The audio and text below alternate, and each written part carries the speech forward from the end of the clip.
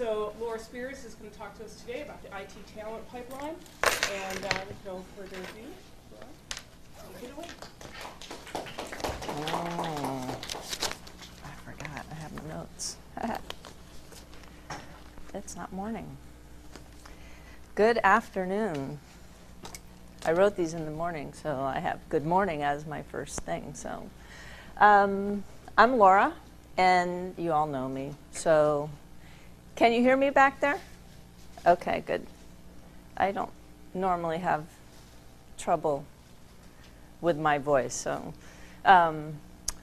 this presentation today is the result of two studies that we've been working on since I can remember, or being conscious in the doc program.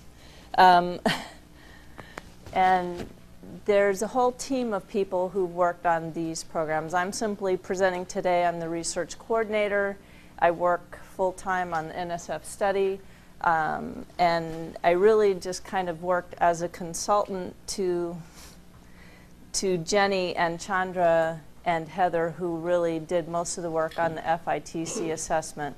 And Jenny is here in spirit, but she wishes she could be here. She definitely wishes she could be here, but she sends all her best wishes and hopes everyone gets jobs like she did when she gets out. So, so I'm going to talk today about all the different moving parts that were a part of these studies, and really what was really nice about picking up the FITC assessment project is that we were able to validate a lot of the methods that we were using to broaden our stakeholder group and to really kind of take a look at what was going on from a broader perspective. So today's presentation, I'm going to just overview the research studies, talk about our main research questions, our purpose, and our study design, talk about the methods and our sample, go through the curriculum analysis design, show you a model of how we text mined job postings and syllabi, and then talk about the language of codebooks, because the codebooks became a very helpful tool for us to use in this. And we did go outside the codebooks at one point, and I'll show you that. But the language of the codebooks is really important because we realized right at the very beginning that what we're talking about in academia isn't really how it's being talked about in industry. And if we're preparing students to go into the workplace, we need to somehow make sure that what we're preparing them for is what they're going to hear when they get out there. So, and to make sure that we're mapping so that we know that what we're preparing them to do has a lot of the elements that's going to prepare them for the workplace.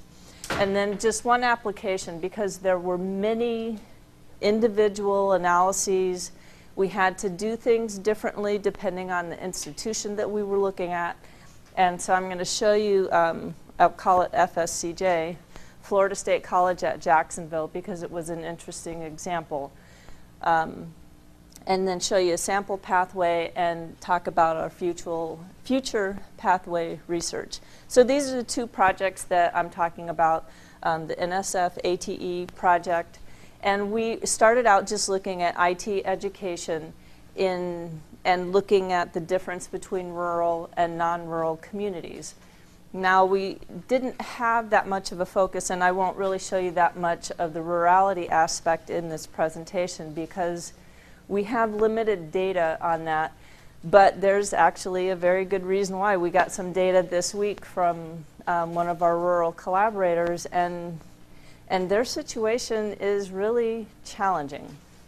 So the FITC Career Pathway Alliance, as you know, is headed by the group here at FSU, and there's a lot of people on that team. Ebe is probably, I think he's still the director of the project, right? But Mia works with it, Marcia works with it. So I know Kathy works with it. There's a lot of different people who are a part of that project and have an interest in understanding IT education. So the research questions that we came up with at the beginning for NSF had a lot of focus on rurality, and the focus was on our particular two collaborators. But as we've gone through and we picked up FITC, we were able to broaden our research questions and look at basically what's the, to what extent does the technology curricula, with all of its moving parts, both within the syllabi, the curriculum in, and the content within these walls, and then the content that students get outside of the classroom, and how those reflect stated job perceptions. Are we meeting the needs? And then what are the different pathways available to students as they move from school to career? And pathways really has become a big part of what we're looking at, especially after we talk to educators and students and early career professionals. It's not as straightforward as you might think. And then how do the early career professionals and employers describe competencies and affordances that support student to career success? Because that description really matters a lot when a student's trying to figure out, you know, what do I choose to fill this spot and to get this competency? So the purpose of our studies were to examine the congruence, and that's really a very pregnant word, because what we're trying to do is map something that's really not very mappable. And so we're trying to see just where the fit is. If we think we're preparing people for their future, how well are we doing that? And where are we maybe, where is there room for improvement? And especially within the FSU, LIS, IT programs, it's important. And I'll get to that more a little bit later. And then we want to examine the gap. We don't want to become vocational, but we do want to understand, especially since IT for universities is growing.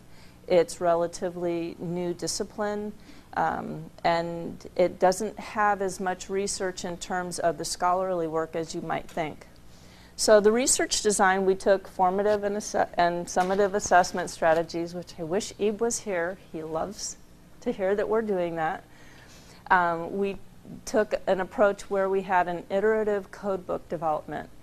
So when Jisoo started with us, we worked on a codebook, and we have gone through multiple generations of codebooks trying to come up with a codebook that might be adaptable or reflect the, an ideal match between employment and education. So we used a multi-method design. We had natural language processing, content analysis, but we also did manual coding, especially with some of the interviews. And then we were looking to measure student learning outcomes, which is not as simple as you might think. And we compared those to computing frameworks because we needed something to bridge the gap of language between academic language and industry language. And then we looked also at technology certifications, and we evaluated the stated job needs and the employer perceptions. And we then went to early career professionals to talk to them about what they thought were the best resources that they gained or had access to while they were in education that prepared them for work. So these are the methods that we used. We had quantitative methods. We spent a lot of time converting text into something that could be measured, just so that we could get some kind of comparable language going between academic curriculum and a job posting for something like Dreamweaver or something similar to that.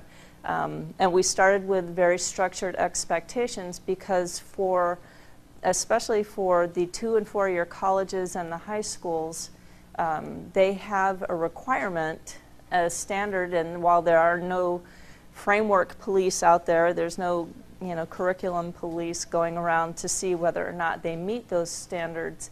There are certainly standards that they are compelled to use, and so we used those to make our comparison.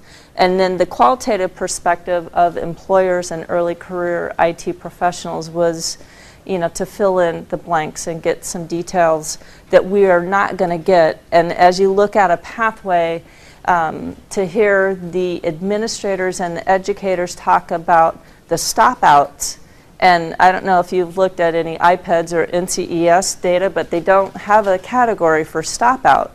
But in the 2- and 4-year college world, there's a lot of that. People going in, they stop, they come out, they go in for different reasons. And stopping out doesn't necessarily mean failing, it's just they have other choices that they then make. So these are the participants that we ended up having in this study, and we are continuing certain aspects of it for NSF. But for the year that we studied FITC, we combined a lot of our efforts because a lot of our data was complementary between NSF and FITC. So this is the total, and looking at that, it's like, that's pretty cool. We did a lot of work. But we looked at all these syllabi, the internship postings, the job postings, certifications, and then employer and early career professional interviews. We did in NSF also do student focus groups, faculty focus groups, administrator focus groups, so there was a lot of talking to people. So our analyses, in the quantitative content analysis, we looked at the syllabi, the internship postings, and the industry certifications, and we text mined all of these texts to be able to map that content to the IT curriculum frameworks. And then in the qualitative content analysis, we analyzed those using the code books, and we did try to do that with the automatic text mining, and it didn't work out as well. We couldn't make comparisons as well, so we went back and we coded those manually. Okay, so for a syllabus, this is basically, we took a syllabus and we distilled the course objectives, the goals, and the class activities out of the syllabus, and those became the learning outcomes. And then we took the frameworks and we mined the frameworks for the course standards, and that was our comparison.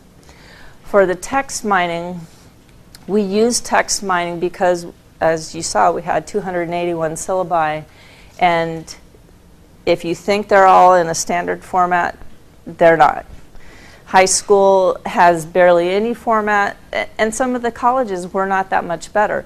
They had a standard, but a lot of different professors in the 2- and 4-year colleges, you have a lot of adjunct professors, and they may not be aware of the standards that are used for syllabus construction. So we had to somehow use the text mining to distill all of the work and to make it something that we could compare. So this was Chandra's work, and Chandra was really awesome to have. He taught me the difference between computer science and IT, which was nice. But he is the one who did all of our text mining and was able to get the data into something that we could manage. And then from the codebook creation, we talked about using ABET, but we didn't use it after all. We did, with NSF, realize that we had to use the Florida Department of Education guidelines for career and technical education frameworks, because that's what they are mapping their classwork and their programs to. And then we also looked at the ACM IEEE IT body of knowledge, and this is 140 pages, and it has a lot of details, but even in that 140 pages we found some gaps.